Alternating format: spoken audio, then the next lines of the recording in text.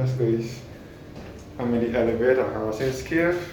Now about to enter the cave for my tour.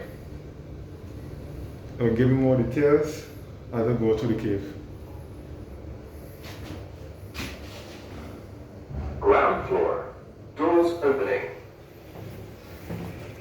This is the grounds of Harrison's cave here.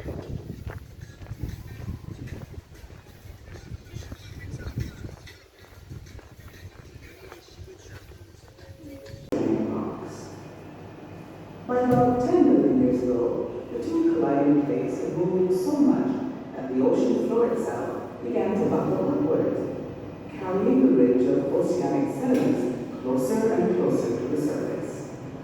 This entire ridge emerged, and even today stretches from Puerto Rico in the north to Trinidad in the south. Finally, between 1 and 2 million years ago, a mere blink of an eye in geological terms, the seabed broke the surface at latitude 13 degrees north and 59 degrees west, and ancestral Barbados was born. It was, in fact, the area known today as the Scotland District. Before 800,000 years ago, coral reefs did not grow in the sea around ancestral Barbados. The conditions were not right. They needed clear, nutrient-rich water, which did not exist at that time. But then, over a period of about 200,000 years, conditions for reef formation became ideal. Prolific coral growth took place in the relatively shallow waters that surrounded ancestral Barbados. At around 500,000 years ago, a massive tectonic push lifted the entire island along with the submerged coral reef terrace. The result was that this terrace was now entirely above sea level and became the first and upper coral terrace.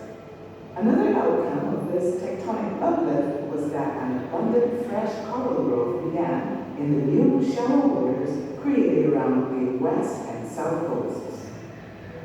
At about the same time, erosion started to take place on the east coast, exposing the intriguing folds of the oceanic sediments that remain to this day.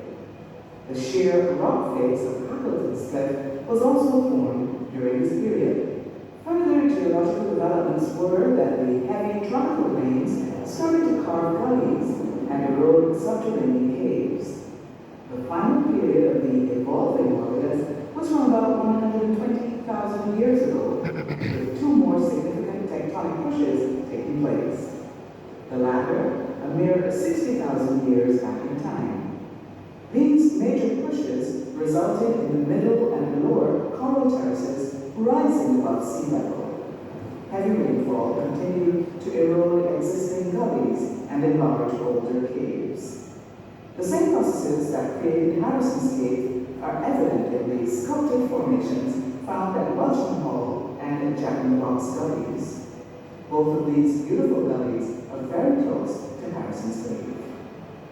The existence of the cave we call Harrison's had almost certainly been known by the Amerindian Indians, the island's early inhabitants, but it seems that one Richard Ligon, as far back as 1647, could have been the first European to know of the cave. Certainly, it was documented that Dr. Pinkard and Hardy in 1796 truly put the cave on the map. The cave was later named after Thomas Harrison, who owned the land in the area at the time. However, many years would have passed until Barbadian Tony Mason, who already had detailed knowledge of the cave, teamed up with Danish speleologist Ole Sorensen, and together they rediscovered the cave in 1970, generating great interest in this natural wonder.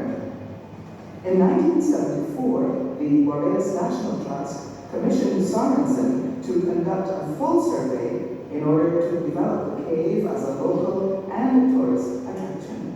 The cave was subsequently opened to the public in 1981. The original natural entrance that Sorensen used is still navigable and is now the focus of a unique wild caving tour for small groups. Over the past few years, the the Harrison's Cave experience has been altered dramatically, with many innovative and exciting changes being made.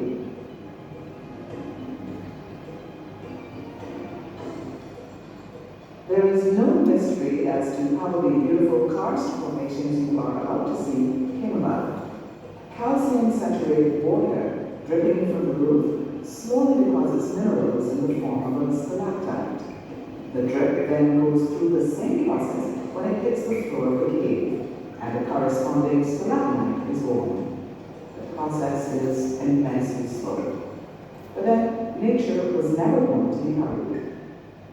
Perhaps the real mystery is how nature always manages to create natural wonders far more beautiful than man could ever dream of. We hope that you will agree. Teacher Reed, did you enjoy the presentation? Let me turn on the lights and see if everyone